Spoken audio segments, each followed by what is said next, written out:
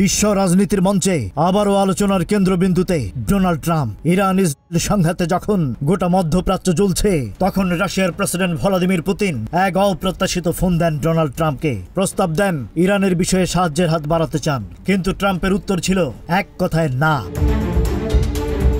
Fox news আর CNN এর প্রতিবেদন বলছে, ট্রাম্প নিজেই জানিয়েছেন এই ঘটনাটি। সাংবাদিকদের বলেছেন, হ্যাঁ, ভলাদিমির আমাকে ফোন করেছিল, বলেছিল ইরানের বিষয়ে কি সাহায্য করতে পারি। আমি বলেছিলাম না, ইরানের ব্যাপারে আমার সাহায্যের দরকার নেই, আপনার ব্যাপারে দরকার। আমি রাশিয়ার সঙ্গে চুক্তি চাই।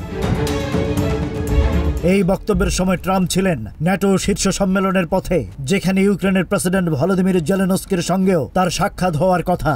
একই সময়ে ইউক্রেনে রাশিয়ার হামলা আবারও শুরু হয়েছে। এমন সময়ে পুতিনের সঙ্গে চুক্তির ইচ্ছা যখন বিস্মিত বিশ্লেষকরাও। তারা বলছেন, ট্রাম্পের এই না শুধু ইরানের বিষয়ে নয়, বরং তা এক বড় ধরনের কূটনৈতিক বার্তা। পুতিন যখন বলছেন আমি সাহায্য করব, ট্রাম্প বলছেন আমার দরকার নেই। ইরান রাশিয়াকে শত শত শাহেদ ড্রোন সরবরাহ করেছে, যেগুলো ইউক্রেনে ব্যবহার হচ্ছে।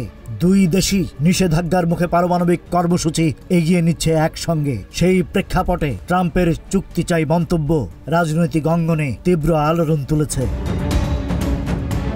পুতিনের সহায়তা প্রত্যাখ্যান করে ট্রাম্প সঠিক সিদ্ধান্ত নিয়েছেন, নাকি এর পেছনে রয়েছে অন্য কোনো কূটনৈতিক হিসাব? এই প্রশ্ন রয়েই যাচ্ছে।